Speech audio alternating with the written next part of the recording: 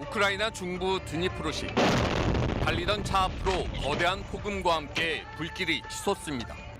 현지 시간 17일 러시아가 우크라이나 주요 도시에 미사일 공습을 재개했다고 외신들이 보도했습니다. 데니스 슈미갈 우크라이나 총리는 기자들에게 키이우 상공에 미사일이 날아다니고 있다며 가스 생산 시설이 폭격받고 있고 드니프로시에서도 기업들이 공격을 받고 있다고 전했습니다.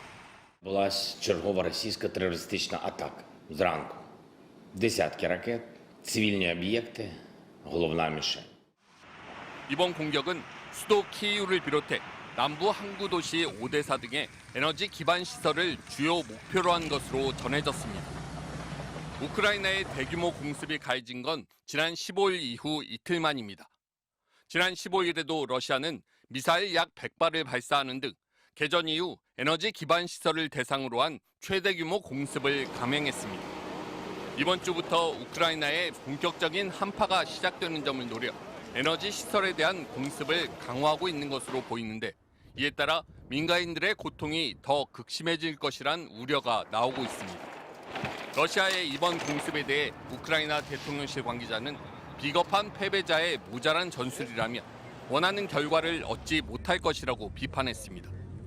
이런 가운데 러시아 크렘린궁 대변인은 언론과의 인터뷰에서 러시아의 어느 누구도 핵무기 사용을 고려하지 않고 있다고 밝혔습니다.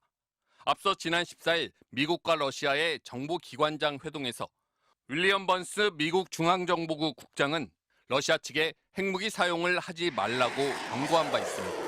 MBC 뉴스 이호찬입니다. 러시아가 전쟁 이후 최대 규모의 미사일 공격을 우크라이나 전역에 감행했습니다. 에너지 시설이 주 공격 대상이었고 각지에서 대규모 정전이 발생했습니다. 김민호 기자입니다. 우크라이나 수도 키이우의 한 민간인 거주 아파트가 불에 타고 있습니다. 소방대원들이 출동해 급히 불을 끕니다. 주요 20개국 정상회의가 열린 현지 시간 15일, 러시아가 우크라이나에 대규모 미사일 공습을 감행했습니다.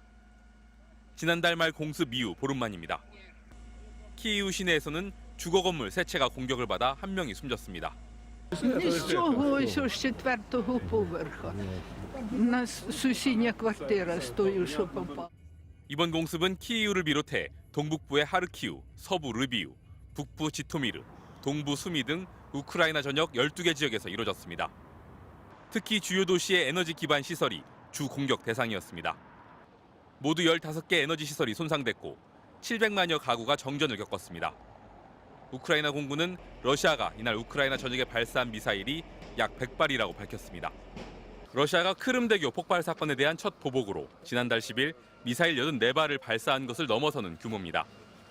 특히 이날 러시아에서 발사한 것으로 추정되는 미사일 2발은 북대서양 조약기구 나토 회원국인 폴란드 영토 내에 떨어져 2명이 사망한 것으로 전해졌습니다. 이날 화상으로 G20 회의에 참석한 볼로디미르 젤렌스키 우크라이나 대통령은 헤르손을 탈환한 지금이 전쟁을 끝내야 할 때라고 말했습니다. Я хочу, щоб ця агресивна російська війна закінчилась справедливо і на основі статуту ООН і міжнародного права. 한편 유엔이 우크라이나 침공과 관련한 배상 책임을 묻는 결의안을 채택한 것과 관련해 러시아는 법적 효력을 인정하지 않고 가능한 모든 조치를 취하겠다고 밝혔습니다. MBC 뉴스 김민욱입니다.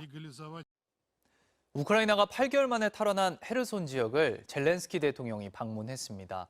전쟁 종식의 시작이라며 나라 전체의 평화를 되찾겠다고 선언했습니다. 파리에서 조명화 특파원입니다.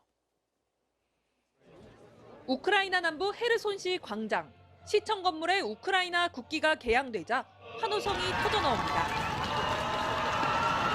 러시아에 빼앗겼다가 8개월 만에 되찾은 땅. 헤르손을 젤렌스키 대통령이 직접 찾았습니다. 남부의 전략적 요충지인 헤르손을 재탈환한 것은 종전, 즉 전쟁을 끝내는 과정의 시작이라고 말했습니다. This is the beginning of the end of the war. Of course, you see our strong army. We are step by step coming to our country, to all the temporary occupied territories.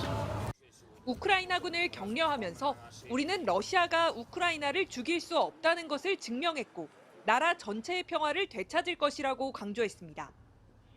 젤렌스키 대통령은 동맹국들의 지원에 대해 감사의 뜻을 밝혔는데 특히 다중 로켓 발사기 하이마스 등을 지원한 미국과 유럽 국가들을 언급했습니다.